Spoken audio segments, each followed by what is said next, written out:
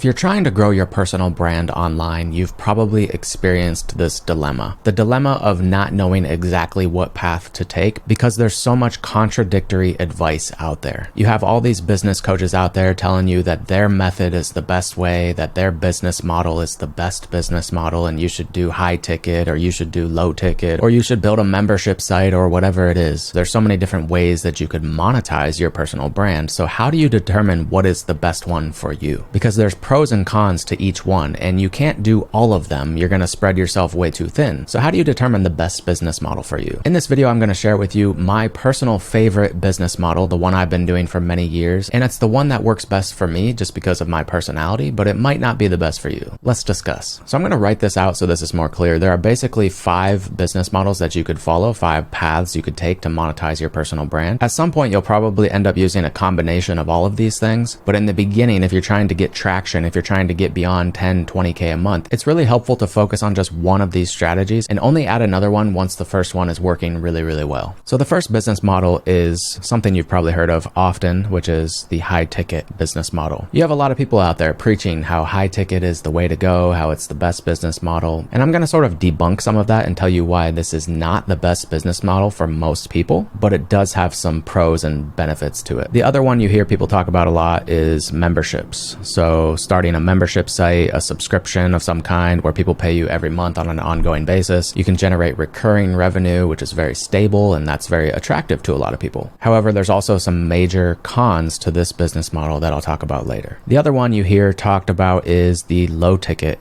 business model, selling low ticket digital products, say below $100 or so. Ebooks, digital templates, mini courses, workshops, stuff like that. And then you have the mid ticket business model. You don't hear a lot of people talking about this, but I'm going to share with you today why I think this is one of the best models for most people. So the other option, the 5th option, is where you're not creating your own product. You're not selling your own product. You're either monetizing with sponsorships or ad revenue or affiliate deals or something like that. Now let's talk about some of the pros and cons of these different business models. High ticket, the biggest benefit of high ticket is that you get cash up front. So basically when you're selling a high ticket product or service, you are getting paid in advance for a service that you have yet to deliver. You're getting paid for maybe like 3 months of coaching or a done for you service or one-on-one coaching or something. Someone's paying you upfront and then you have to deliver that service. The benefit is you can get a large sum of cash upfront, so you get money in the bank, which can help sustain your business. The big con of this business model though, the downside that people don't really talk about, is because of the fact that you have to deliver the service after you get paid. That means once you get paid, the work isn't done. You have to still use your time and energy to deliver that service, and that might take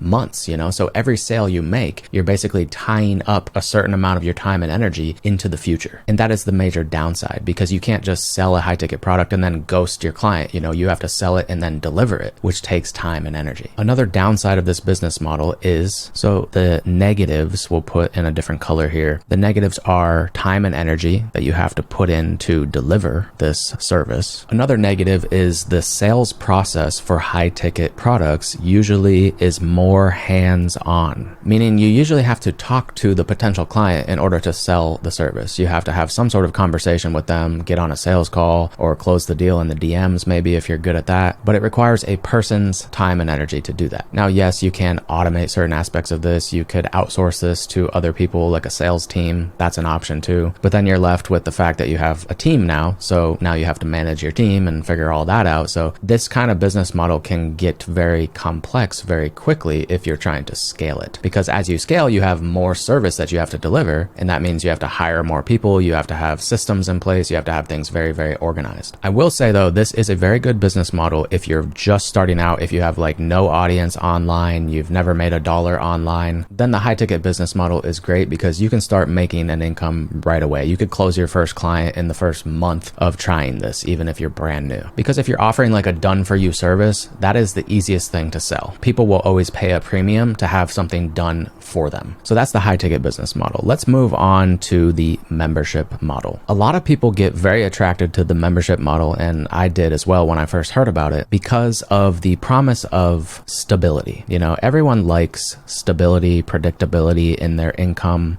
If you've been an entrepreneur for a while, you've probably experienced the income roller coaster. One month your income is $5,000 a month, and then the next month you make $20,000, and then the next month it's $7,000. You know, it's like very unpredictable sometimes, and that can cause a lot of anxiety and stress for a lot of people if they're not used to that. So the membership model can solve a lot of those problems, and it can provide a lot of stability, and it's almost like getting a paycheck every month, and it gives you a baseline level of income that you can depend upon. I do believe at some point in time you should have some sort of recurring revenue in your business, but it's not usually the first thing I'd recommend starting with, because there are some major cons to the membership model. The membership model has the same downside as the high ticket model, which is the time and energy that you have to spend to deliver the product or service. So if people are paying you on a monthly basis, you have to show up on a monthly basis, or more often than that, probably on a weekly basis, to serve your clients and customers. So after you make the sale, you are still tied to the delivery of the service that people paid for and people are continuing to pay for. Another pro of the membership model that I didn't mention is sell once. So with a membership model, you just have to sell the product once. So instead of having to like constantly upsell or cross-sell people into different products, you can basically just have one product, a membership site of some kind, sell people into it once, and as long as they're happy, they're going to continue to pay you every month. So you only have to close that deal once, and then your focus is on just keeping people in the membership site. Another con of the membership model that people don't really talk about is it is slow to grow. So if you don't have a huge audience online or a huge email list or something, and you launch a membership site, you might not have much income from that in the beginning. So let's say you have a membership site that you sell for like $100 a month, and you launch it and you get 30 people in there. Well, you have $3,000 a month in recurring income now, but for a lot of people, that's not really enough to live on. And now you're also tied to having to deliver to those customers every single week, every single month. So a lot of your time is now eaten up, which can slow you down from getting new members in the door. And then some people are going to be canceling too. So you got to replace the people that are canceling your membership site. So it can kind of become this hamster wheel that's very difficult to get off. So the membership model, I typically don't recommend it to start with until you're at least a stable 10 to 20K a month in your business. Then maybe consider adding a membership site. Also, you have to have sort of a big audience to launch a membership site successfully. If it's like a lower ticket membership site under $100 a month, you need a pretty large audience to make that work. Now let's talk about the low ticket business model. This would be like products under $100 or so. The big benefit of the low ticket business model is it's very passive. So when someone buys a low ticket product, it's typically delivered to them instantly. They get instant access to it, and there's no sort of like community or coaching or any kind of done for you service that's included with that. So you can basically create the product and then sell it as many times as you want. And no matter how many times you sell it, it doesn't require more time and energy on your part. But of course, you have to spend time and energy to promote these low ticket products. And that's where the problem comes in. That's where the major con comes in when it comes to low ticket products, is you have to do volume. So you have to be very good at getting a large volume of customers. If you're selling like a $50 product and you want to make $10,000 a month, you have to sell 200 copies of that product every single month. That's not an easy task unless you're very good at getting your message in front of a lot of people, unless you're very good at like going viral on social media. It's going to be very difficult to make a low ticket business work unless you have a very, very large audience. The way low ticket products are typically used, like advanced marketers, the way they use them is they use them as loss leaders, meaning they use them to pay for their advertising costs, basically. They're not really designed to make profit. So someone might create like $100 digital product and then they run ads to it, and their only goal is just to spend $100 and get $100 back. They're just trying to break even, because that's how they can acquire new buyers and leads on autopilot, by running advertisements to these low ticket products. The profit is made on the back end by upselling these customers into higher ticket products and services. So low ticket is a no-go unless you're already doing very well, you have a large audience, and you're just looking to add in another product to your product suite and maybe use that to upsell people into other products and services. Now let's talk about the mid-ticket business model. This is my personal favorite, and I'm going to share with you why in a minute. But first of all, what is a mid-ticket product? Everyone has a sort of different definition of this, but I would say a mid-ticket product is anything between $150 and $1,000. Now, mid-ticket products share some of the same advantages that low-ticket products do. One is they are more passive. They might not be as passive as low-ticket ticket products, but they can be if you design it that way. So with mid-ticket products, there's typically not a coaching element included or done for you service or anything that's going to eat up a lot of your time and energy. At the most, you might have like a Q&A group or like a community that you have to manage that goes along with one of these mid-ticket products, but that doesn't take that much of your time and energy. You're able to do that in a group setting. So maybe 30 minutes to an hour a week you have to dedicate to that. So it's still a very passive business model. The other big benefit of mid-ticket products, the thing that I love about it, is you don't need that many sales. So you only need a low volume of sales to make a pretty decent income. So let's say you have a product that's $500. If you just make one sale a day of that $500 product, you're at $15,000 a month. If your product is say $200 and you make a sale a day, that's $6,000 a month. Like that's a pretty good start. So I definitely prefer mid-ticket products over low-ticket products because they have basically the same advantages of low-ticket products, but you make more money and you have to sell a lot less of them. Also, the sales of these products, low and mid-ticket products, can be basically entirely automated. So you don't have to talk to anyone to close the deal. They just go to like a sales page or a webinar or something like that, and they make the purchase. So the sales can be completely automated, which is another huge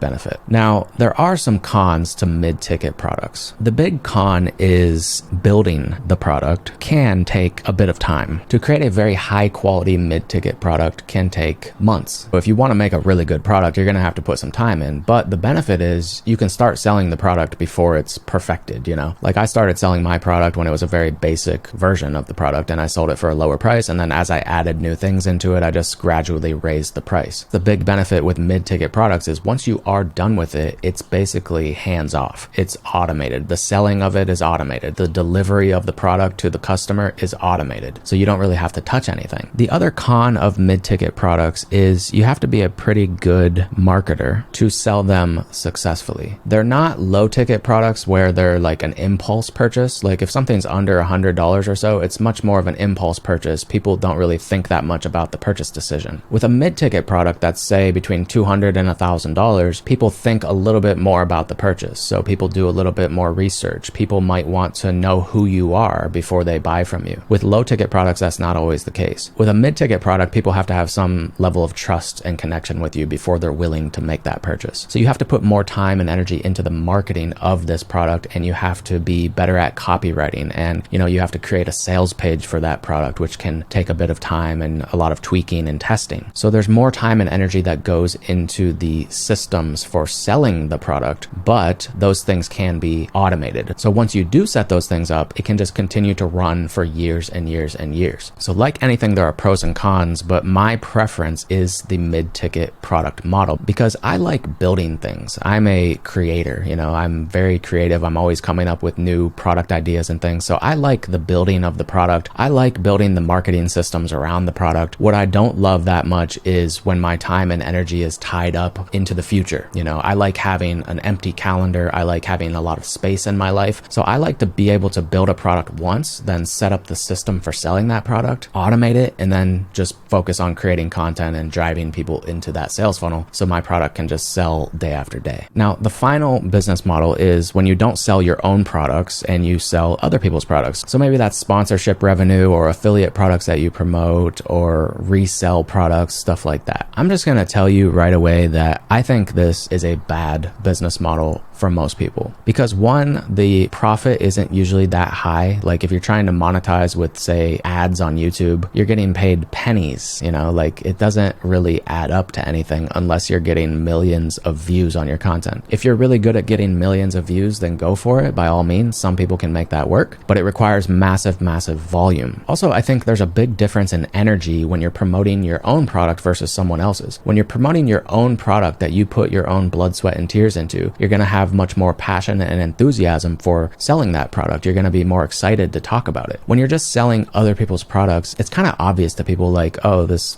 guy or this girl is just trying to make money. They don't really believe in the product that much. They're not that passionate about it. They just, they got the sponsorship deal or they signed up to the affiliate program and now they're just trying to promote this thing, So it's not the best business model. And also I don't like it because it's like almost like putting your success in somebody else's hands. It's like you're depending on the ad platform for your revenue or this other person's business. You're basically giving these other people customers and helping grow their their business instead of your own, basically. So I really don't like this for anyone. It can be a decent like side income in the long term. Like maybe you make YouTube videos and you make a few $100 in AdSense every month, and that's pretty cool. But I definitely don't agree with making this your primary business model. So with all that said, how do you know which one is right for you? Before I go, I'll give you some general guidelines to follow. One, if you have no audience, if you're brand new to online business, start with a high ticket done for you service that you can sell for at least $1,500. That's going to help you get cash flow into the business so you can sustain yourself, so you can quit your job and you can go full time. Once you're making say $5,000 a month or so from your done for you service or your coaching, then I would recommend you build a mid-ticket product and you focus on automating the sales of that product. This can take a lot of pressure off of you and help you stop doing one-to-one services if you want to. Because again, if you just make like one sale a day at $300 to $500, you have a full-time income there. Then you can go all in on that business model and scale that up, and you don't have to trade your time for money anymore. So we start with high ticket, then we go mid-ticket. Then after that phase, I would recommend you add in some type of recurring revenue. So some type of subscription offer that you can sell to people where they pay you every week or every month or every quarter, so you have some more stable income in your business. That can also take a lot of pressure off and give your business a solid foundation so that you're not worried about the ups and downs and the roller coaster income. After you have that in place, then is when you might consider doing low ticket products. Not necessarily for profit, but mainly so you can start running paid ads and drive traffic directly to those low ticket offers. Use those low ticket offers to pay for your advertising costs so that you can scale your business with your money instead of your time. Instead of being out there on social media hustling, making TikToks and stuff, you can just simply pay Facebook or Instagram or any one of these ad platforms money, and they will give you leads and customers in exchange. That's when you can create a lot of freedom for yourself, when you can start to grow your business using money instead of time. I hope you found this video helpful. I'm not sure if I even introduced myself in the beginning. My name is Bo, if you don't know already, and I help people get paid for their knowledge and wisdom. If you have any questions for me, feel free to drop them below in the comments, and I hope to talk to you soon. Peace.